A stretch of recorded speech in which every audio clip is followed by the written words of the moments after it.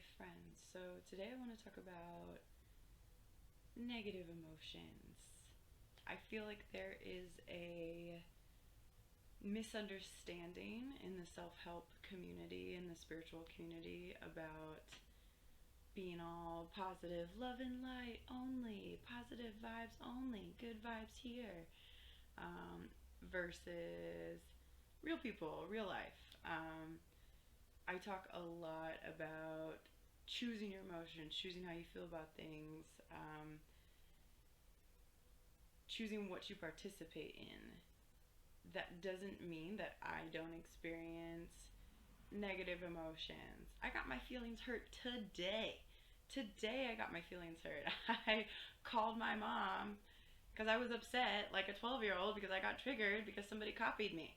So I still get hurt. The difference is that I see it for what it is. I take responsibility for my part of it. In the moment, there may be moments where I vent or I complain or I write or I talk about how somebody hurt me or how this happened, but in the same breath, I take responsibility for my half of the things.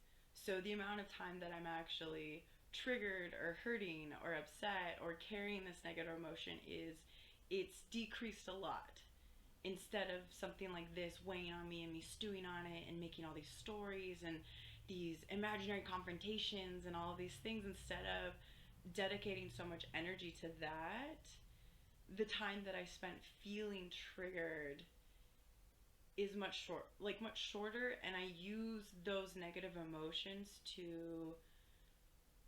use them for what they are. I use them for the greater good. When I feel something negative and I feel myself triggered or irrationally emotional towards something, I take it as an indication of the need for healing, which is what it is. Emotions are like pain signals for the body. So, pain signals, when you feel pain in your body, it means that something's wrong, that there's harm, that there's something wrong, something that needs to be addressed, something that needs healing, something that needs help and care. I look at negative emotions, feeling triggered, having a large emotional response to something, as the same thing for my mental and emotional and spiritual health.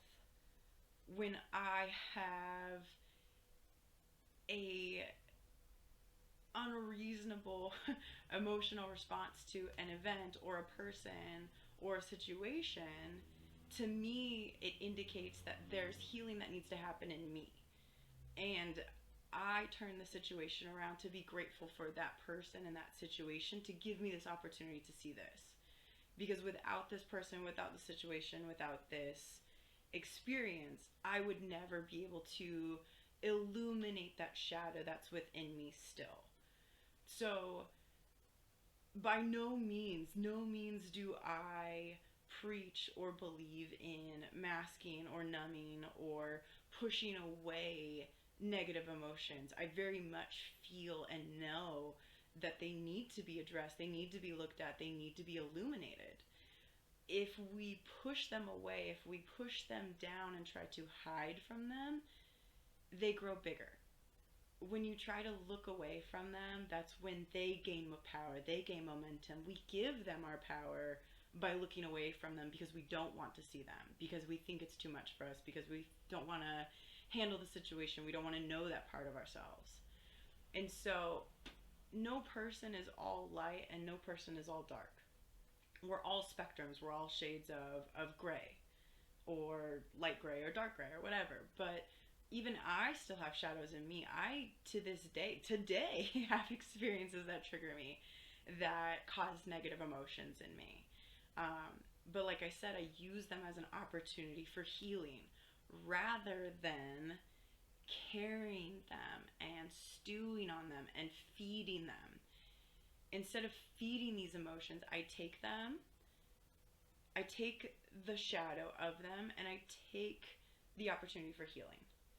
That's what I use them for. So when you come across a situation that brings up something emotional for you, a high emotional response, instead of blaming or becoming the victim or giving away your power in the situation by blaming or becoming the victim, because that means we're not taking responsibility. Instead of doing these things, see where the opportunity for growing and where the need for healing is. If you have a large emotional response when you find out your coworker has been gossiping about you, this usually indicates, depending on the situation, it indicates a need for healing emotions of feeling betrayal, not being able to trust people, of feeling like you don't know who your friends are, which is usually linked to something that's happened in the past. And so we have these emotional wounds from our previous experiences. So if you're having a large emotional response to something, take the opportunity to use this for good, to use it for healing. It doesn't mean it's going to happen right away. It doesn't mean it's going to go away right away. It doesn't mean you'll even be able to recognize it immediately. It's something that takes practice. I was fortunate enough to have a mother that constantly asked me as I was growing up, what's the lesson? What's the lesson? What's the lesson? We had a lot of difficult situations in my early life, and so learning at a young age to look at struggle as a opportunity for growth and as an opportunity to learn a lesson that will help me level up, so to speak, or evolve, or to not have to do it again. It made a great impact on me, and that's really ingrained in my consciousness now, especially because I chose to incorporate this into my subconscious consciously in my last 5 to 10 years of like intentional healing. So negative emotions are fine. They're natural. They happen. Like, it's super normal. And also sometimes it's not even you just being triggered. Sometimes it's you being tired. Sometimes it's you being sick. Sometimes it's you being hormonal imbalance. Like, sometimes it's something that's beyond something that you can control in that moment. And so it's totally fine. And I feel what happens is we berate ourselves or we beat ourselves up for having these negative emotions, when in actuality it'd be kind of weird if you didn't. You kind of wouldn't be a person. Like, we're humans. Like, we're not supposed to always be in a constant state of being at a 9 or a 10. Like, Joe Rogan has a joke that, or he says in one of his podcasts, like, I'm at a 9 all day, and when I'm with my wife, I'm at a 10. Like, that's not real. It really isn't real. And I was explaining to one of my clients today and previously, is like, we think that our path and our life is supposed to be this diagonal straight arrow going up, and in actuality what it really is it's more like a dashed squiggly line that kind of twists around and goes back and like starts and stops. And we get there, for sure we get there, but it's not this straight line, because it's not supposed to be. Like, we're supposed to take steps back, we're supposed to reevaluate, we're supposed to learn lessons, we're supposed to shed layers as we go, and this requires a squiggly dash line. So negative emotions are definitely need to be seen as something natural and normal. They're not something that necessarily needs to be pushed away. Even anger doesn't need to be pushed away, especially righteous anger, which is something that is in response to something that's unjust. But the thing is using these emotions and evolving them, transmuting them into something like compassion or understanding and forgiveness and self-love. That's how we use the emotions. That's how we evolve the emotions. That's how we process them and move them out of the body. If we stuff these negative emotions, they stay in the body. They energetically stay in our physical body. There's a reason you feel emotions in the body. There's a reason you feel anger or distrust or betrayal in your stomach. You feel different emotions in different parts of your body. There's a reason for that. We hold on to emotions in the body, in our physical tissue. And so if we stuff them and choose to ignore them or numb them or look away from them, we never process them out. And this creates the breeding ground for disease. There's a whole bunch of old teachers, healers, that propose this, and New, if you watch the documentary Heal, they talk about this. But this is becoming a more well-known concept that unprocessed emotions can become diseases. So it's important to acknowledge negative emotions and experiences as they come up. Way easier to do it as they come up than to stuff them and let them build and then have to go back and do it later. Like, I recommend, if you're afraid or nervous or unsure about processing your emotions, I promise you it's so much easier and so much better to do them as they come up than it is to put them aside for like a later date. Um, it's my preference. Of course, there's things that I don't necessarily want to get into. There's things that I'll push aside a couple days because I just don't have the time or the energy to delve into certain topics, because I know it's going to require time because I've done a lot of this healing work, so I know what it looks like for me. Um, but it's way easier to just move them out of the body. So it's possible these negative emotions, it's energy. And so energy doesn't dissipate. We know this from physics. Energy doesn't die, doesn't go away, it just gets transmuted. Even our physical body, it doesn't die completely, in the sense of the energy that's in the molecules of our body don't just disappear. They get biodegraded into the earth, and that gets evolved into something else. There's a natural cycle here. And so emotions are the same. And so we need to process them so these negative or shadowy emotions can move through the body and move out so we don't have to carry them. So I am a big proponent of recognizing, acknowledging, illuminating emotions as they come up.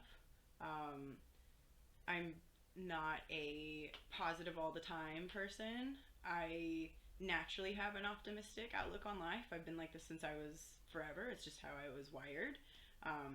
But when I feel sad, when I feel angry, when I feel upset, I take the time to feel that. I take time to myself.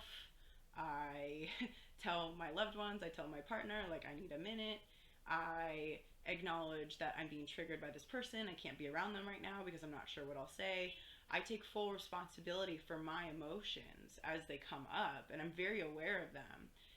But because of that, I'm able to process through them, and I'm able to stay in a higher, elevated state longer because I'm not carrying these negative things anymore. So that's the thing. These negative emotions will manifest in some way. You can kind of choose. So either you process them healthfully, you transmute them, you use them, bring them up to a higher purpose, learn the lesson, let them help you evolve, or you let them manifest in your physical body in an ailment, or in a destructive behavioral pattern, or in a belief system that limits you from your goals and your dreams and the right people and whatever. So these emotions, these energies will manifest in some form. They will move, they will be there in some form. Either you use them to transmute, or you hold on to them and they make themselves known. Either way. So process your emotions, please. If you need help, I'm here. Intuitive wellness coach. I can help. I have healthy coping mechanisms. There's also great resources. The easiest one I recommend to everybody is journaling. You don't need anybody for it. Just get a notepad and paper and journal that shit out. Like, free flow journal. That's how I use it now. If you feel, in the beginning, I feel like sometimes it's easier to have structured questions. This is why something like a coach or a guide can help you. But now, where I am at in my journey, I just free flow journal. I call this my process or my purge journal, where I literally purge, spew, put everything out to process it and to transmute it and to get it out of my physical body so I don't have to carry it. But journaling is the easiest, most effective way to do this, and it's the best. I wouldn't be who I am today without journaling, I swear to you. Journaling and meditation, those were the two, and affirmations and that kind of stuff. But the journaling and the meditation, like, I would not put those aside for anything. I even carry a journal when I travel. Like, that's how important it is to me to be able to, if something comes up, to get it out. So if you're in a place where you feel like you can't leave your unfiltered thoughts out, if you feel like your space may be invaded or you feel like your privacy isn't respected, in a safe way. You can always find a way to dispose of these. Some people burn them, some people, you can throw them away. You can do some sort of releasing, symbolic releasing or separation of the journal, of the pages, whatever it is.